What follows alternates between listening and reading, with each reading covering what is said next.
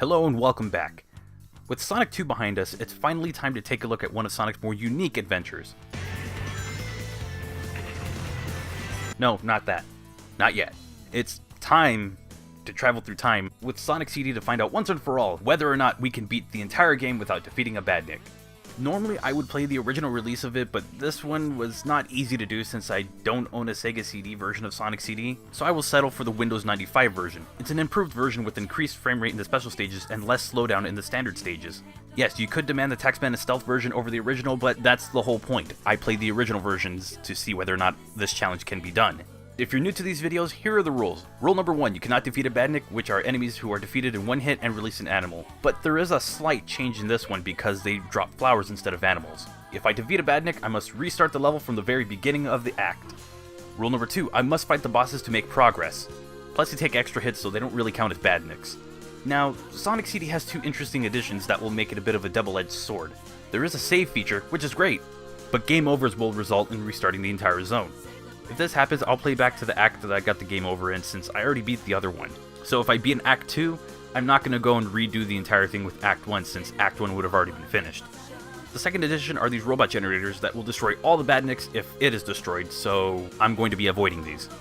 With that said, let's get started. Palm Tree Panic Act 1 starts with the iconic massive loop, right into a robot butterfly. Then I hit the red spring so I can avoid the S-tube. From what I learned, I need to do anything I can to avoid being in a ball. But I go through a tube in the background and make a Sonic-shaped hole in the land.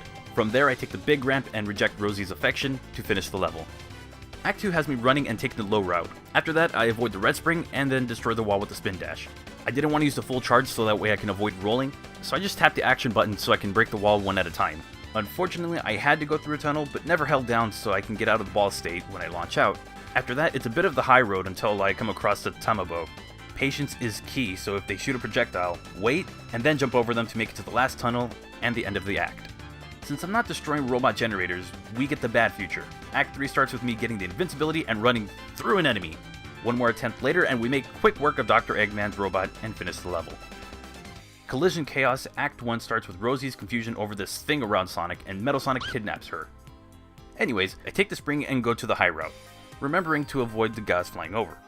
After that, I take the tunnel and go even higher until I get to this area with springs and spikes. It's not too bad, but avoid the springs and the guys who are flying over to surprise us. After that, there's this area that is a perfect spot to go to the past. Since I'm not required to time travel, I decide to move on.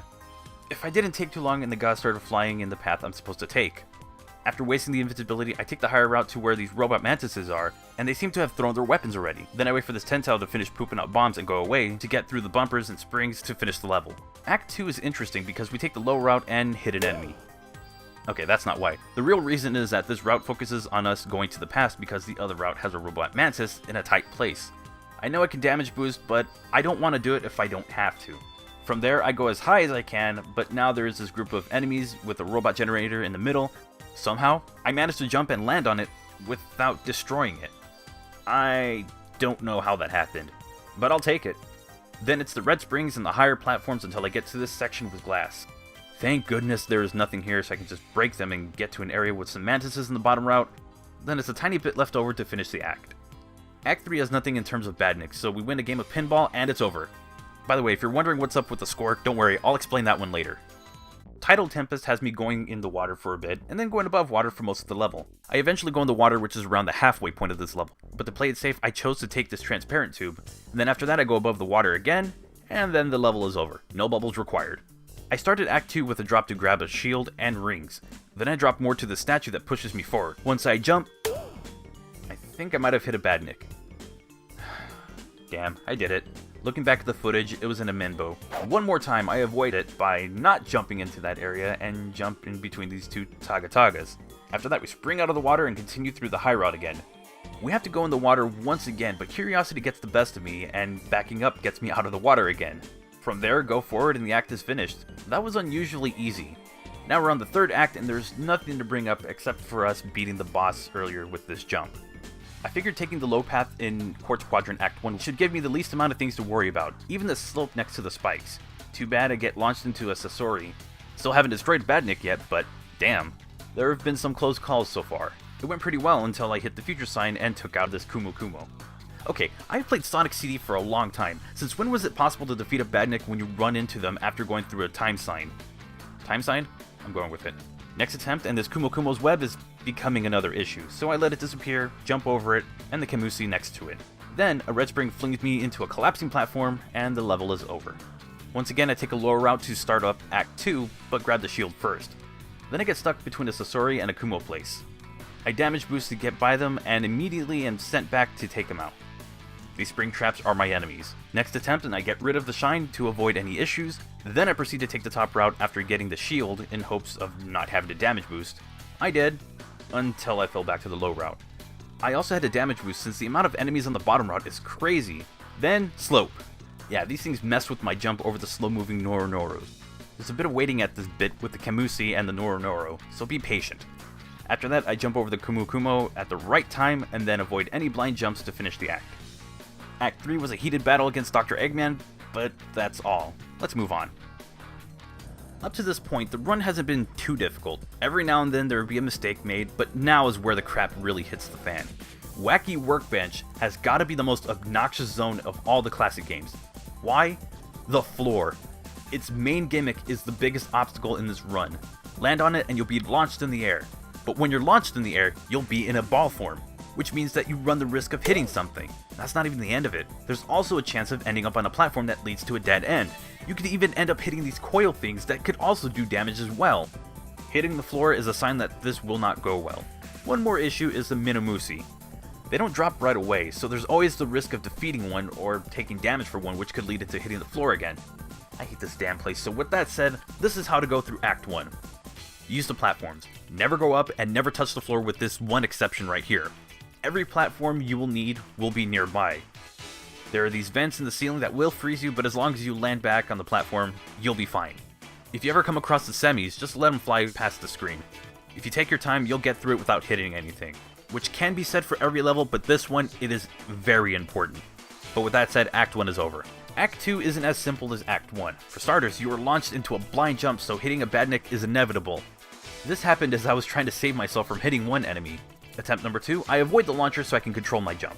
After going through the past sign to get through this vent, I went to the past. Once I'm in the past, I have to avoid enemies and got to the point where I have to make a blind jump. The worst part is that it leads to the stupid rotating pole. This is the other massive obstacle in the run. You will either have to rotate up or down, but jumping launches you in either direction depending on which side of the pole that you're at. It's a leap of faith, so good luck. The attempt that worked had me going into the future. Then at the rotating poles, I hit the vent and fell to the only part that didn't have an electrified floor. As I was about to fail again, I jumped on the final pole and made it to the rising platforms. At this point I screwed up, but I managed to save myself and ended up dealing with one more set of poles. Thank goodness there are no enemies in this, because it is finally done. Screw Wacky Workbench. Oh, wait. One boss fight later, now it's finally done. Screw this zone. Stardust Speedway is another challenge since there are so many sections that can launch Sonic and force him to roll.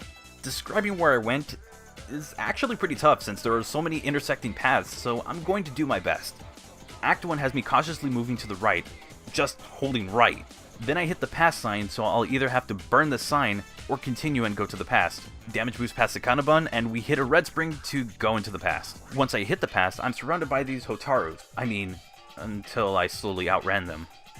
Once I did that, I made a very well-timed jump into a stray Hotaru.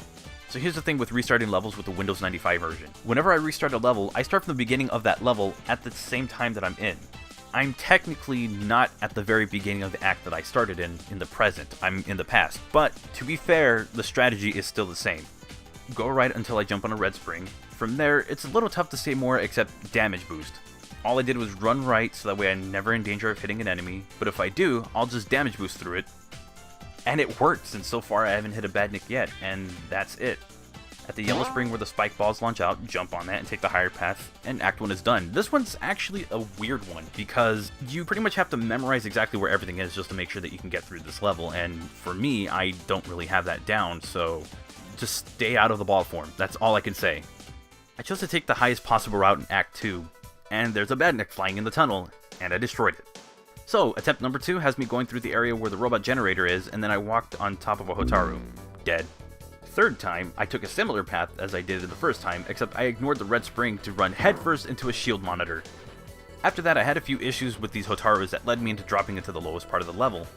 I later used the peel out to go through the loop and died again. The amount of rotten luck I've had in this beginning area is astounding. Attempt 4 might as well be attempt 1's encore. Yeah, I did that again. 5th time, headbutt the shield monitor again, then I snuck into the low route. It seems like getting out of that beginning part as fast as possible was all I really needed. I had 1 or 2 close calls, but everything is still okay. I still hate spring placements like this, ones that catch you off guard and send you backwards. I got to this launcher and wanted to avoid going high up. I tried timing it so I could either go right or upright and hit something that would bring me back down. After that, the final stretch and Act 2 is over. Next up is the iconic Metal Sonic race. Aside from 3 near close calls with Eggman's Doom Laser, I reluctantly accept Rosie's affection, though it looks like a setup for an unprettier. Sorry, I needed my wrestling reference. And with that, the act is over. On a side note, I can see why Sega used the Bad Future setting for the boss fight in Generations. It looks really good. The lighting in the background has a really nice touch and adds so much more to the race. Anyways, let's go on to the final zone. Metallic Madness Act 1 is a straightforward path for a bit. I got the shield and proceeded to jump to the lower path. From there, it's avoid getting crushed, and a peel out to go through the empty... Never mind. Second try, and I avoid the pass sign and go through the highest possible route, thanks to this red spring. From there, I wait for these buzzsaws to get out of the way and continue on to the higher path. 1 razor blade run later, and I botch a jump on the disappearing platforms to fall through the low route again. I come across a second set of rotating platforms that allow me to go up, and I drop into the last semicircle looking part with the middle spike, question the red spring, and finish Act 1. Not too bad, especially for the final zone. Act 2 is just screaming, "Hey, I'm just like Scrap Brain Act 2" in the intro. So I used the spinning platforms to get to the highest part, and then I tried this one speedrunning trick where I would be able to peel out and then jump over most of the level. The area I tried it in would have helped out a lot, and I would be able to cut some time and avoid a bunch of Badniks, and honestly the majority of the level. After a few failed attempts, I just kept moving on. Then I got to a tube where I can go to the right, which led to another speedrunning trick that I tried. Had I been successful, I could finish the level because it would allow me to run past the goal sign. This one's a lot more difficult since I have to time the release of the peel out. I gave up and dropped onto some spikes. Once I was done guiding these platform stilts, I'm going with that. Anyways, once I get across them, Chibi Sonic! There's no more Badniks at this point, so the only goal is to not get crushed, and with that said, Act 2 is done. We're at the home stretch. I start Act 3 by jumping on the first red spring, jump the gap, and then I hit the robot beetle by accident. Remember, Bad Future. Second try, and I wait for the robot beetle to go as low as possible, and then after that, springs and bumpers and rotating platforms arrive to say hello. So did the bottomless pit. Whoever designed this level is a dick. One more attempt later, and I make it through. A little bit of patience, and I'm in the second to the last room. The boss is in my sights, and...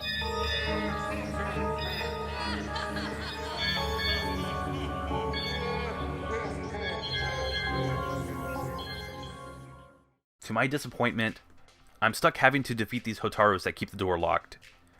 All 3 of them. But that was a straightforward way of playing the level. Let's try something creative. Remember when I mentioned the difference in score in the Collision Chaos Act 3 segment? That's because in the run, I used a glitch that I learned as I was doing research on this video. I can't take credit for any of this, so I want to point you to a specific video. This was uploaded by Burton, and it explains a glitch that allows Sonic to phase through walls. Since this was done with the Sega CD version and I was playing the Windows 95 version, the diagonal inputs required were not as easy. But it is possible to recreate the glitch. That's great, just redo the glitch and just make it to the final boss, right? Well, wrong. No matter how many times I've tried, Sonic cannot phase through this door. And with that, we've come to an impossible obstacle, with our run coming to an end. Can you defeat Sonic CD without defeating a Badnik? The answer is no. Now, I've been told repeatedly that it would be impossible to do this, but I was never told much beyond the 3 Badniks I had to defeat. Even if it was possible to make it past through the Badniks, the final boss never spawns. Either the enemies or the door opening is linked to that final boss. I tried so many times, approached it in so many different ways, but it wasn't possible. Am I disappointed? Of course.